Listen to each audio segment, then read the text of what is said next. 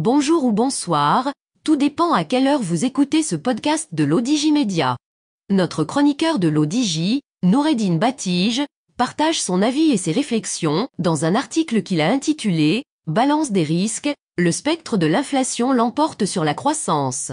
Alors écoutons-le dans ce podcast. L'auteur démarre son article ainsi.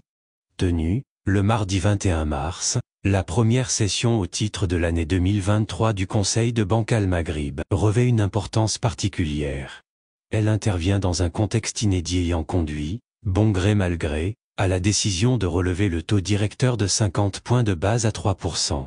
Et ce, dans le but de prévenir l'enclenchement de spirales inflationnistes auto-entretenues, cette fois. Tel que défini par ses statuts, l'objectif de la Banque centrale consiste à maintenir la stabilité des prix. Ce qui ne fait, nullement, référence à une inflation nulle, mais, plutôt, à son maintien à un niveau toléré et stable à moyen terme. L'auteur poursuit son article ainsi.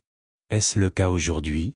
Balance des risques, le spectre de l'inflation l'emporte sur la croissance nullement. En dépit de 3 hausses successives du taux directeur sur fond, ces derniers temps, d'une relative atténuation des pressions d'origine externe, l'inflation, poursuivant son envolée en interne, atteint les 2 chiffres, soit 10,1% en février 2023.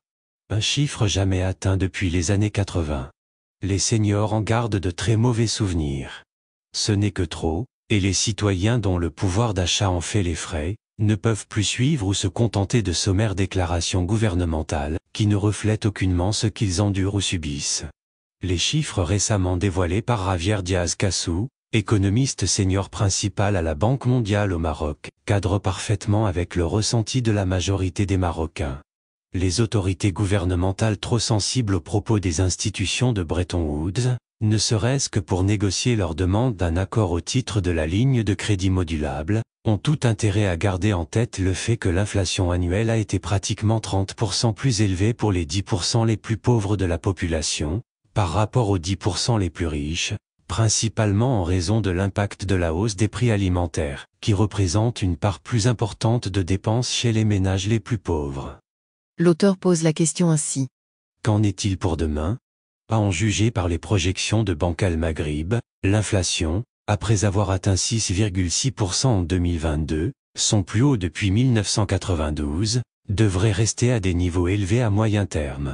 Déjà, au premier trimestre 2023, elle devrait poursuivre son ascension pour atteindre 9,1%, contre 8,3% un trimestre plus tôt, suite à l'accélération des prix des produits alimentaires à prix volatiles, qui devrait progresser de 22,4% au lieu de 16,4%.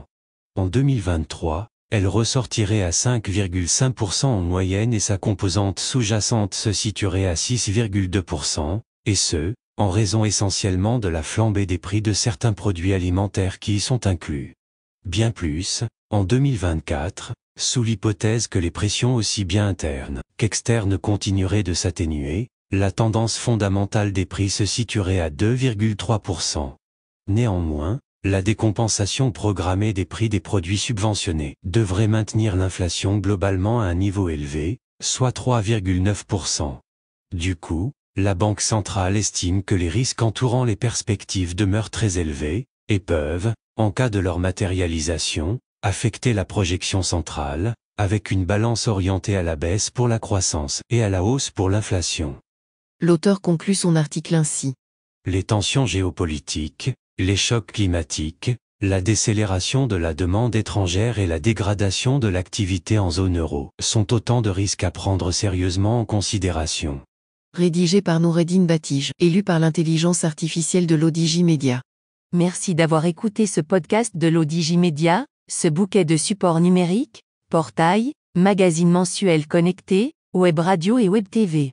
N'oubliez pas de télécharger notre application l'ODJ Mobile sur Play Store et de vous abonner à notre chaîne YouTube l'ODJ TV. Vous pouvez, aussi, nous suivre sur nos réseaux sociaux, Instagram, Facebook, TikTok, LinkedIn et Twitter. Ou encore, vous inscrire sur notre newsletter quotidienne à partir du portail lodj.ma. Alors, on se dit au prochain podcast de nos chroniqueurs de l'ODJ.